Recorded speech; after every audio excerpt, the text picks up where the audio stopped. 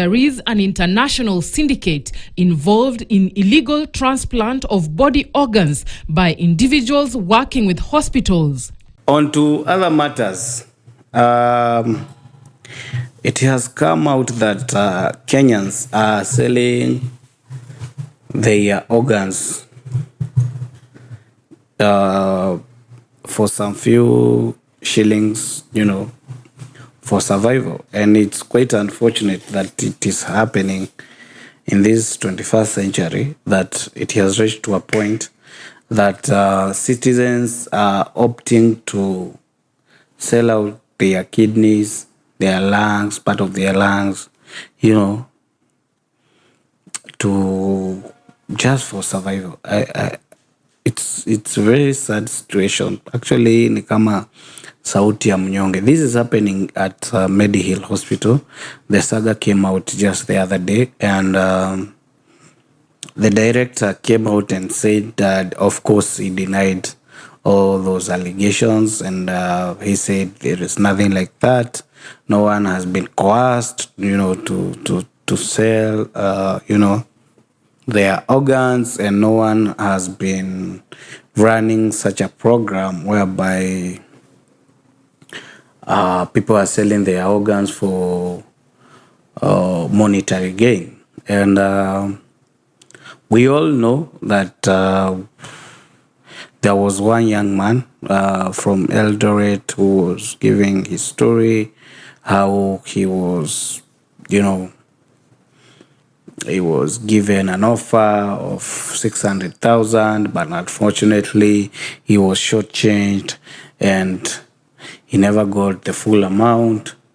And today the guy is not okay. He's on and off in hospital, because after selling off his kidney, he got some health complications.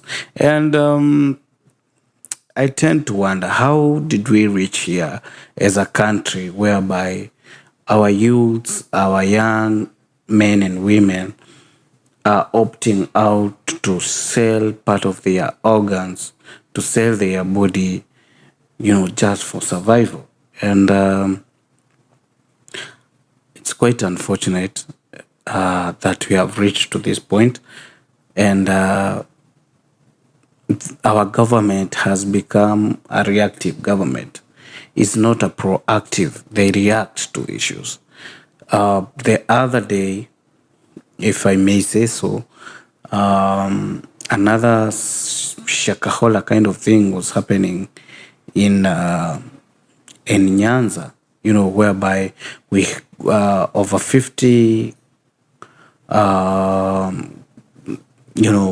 wanaitwa waumini, over 50 number of them, people have ran from their homes, from their houses, and they have decided to come into a church. And unfortunately, 2 of them have died because it is in their belief that they should not go to a hospital.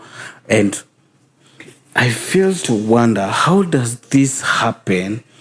And we have our National Intelligence Service, we have the Nyumba Kumi, we have our security forces. How does this happen? Or does our NIS start working when there are people to be abducted? It becomes very absurd that today kuna watu walipotea kwao for years. They stay in a church, they don't go to school, they are just there. Wao wana believe dunia inaisha, and nothing the government has done. The government is coming out as if it's surprised that such a thing is happening. And you wonder, kwani gava surely, how does such a thing happen? Chief ajui, sub-chief ajui, the local police, police posts, they are not aware. How does such a thing happen to an extent 2 people have lost their lives inside that church? And unfortunately, so far, no arrest has been done. Despite us having Shakahola, we also having such a thing. And for the issue of Medhill, this is not a one-case scenario. There are so many cases which has happened. That hospital have done so many, transplants, so many surgeries, and you want to tell us that the government was not aware that such a thing has been happening? I mean, surely. Anyway, there is a really big problem in this country. On to other matters, a post posted by Money Academy Kenya.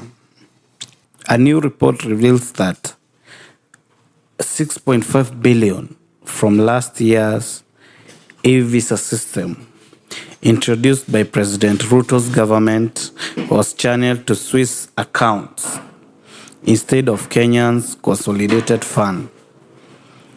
The details emerged after fallout between the government and the firm Travisory Border Security SA, which was awarded the e-travel authorization service deal. Now, this government has been dishing out over 6.5 billion from last year to a Swiss account. And unfortunately, the spokesperson of the government came out. He did not deny this story. He said, yes, this has happened. And in his defense, he said that the reason as to why it was in Swiss account is because it was a pilot. I don't know what. But, and then they want to transfer it to e-citizen. And then I was just wondering, when he e-citizens, you couldn't have done the pilot using our own e-citizen here locally in Kenya. Why do you have to use Swiss account? And where is that money?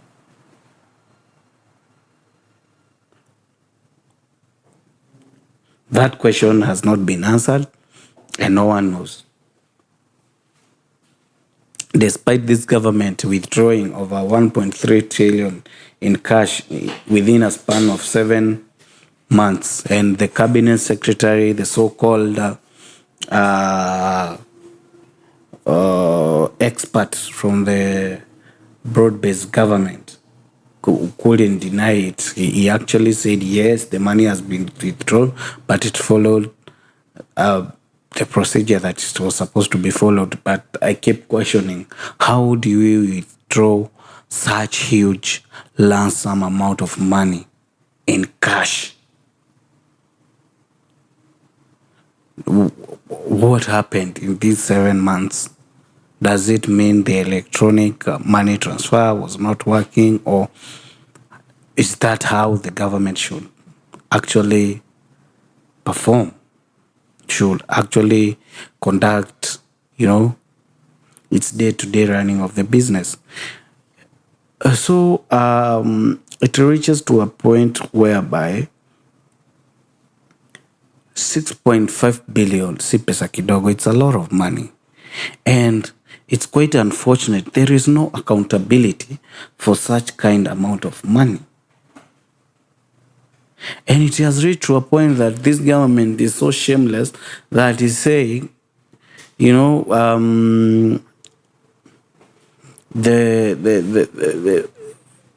like what Bandi was saying, that we cannot stop corruption. What we can do is to urge the corrupt people, if you are stealing 2 billion, you steal 1 billion. Like, how do you give such sentiments? And you are the so-called expert that this government was looking for, so that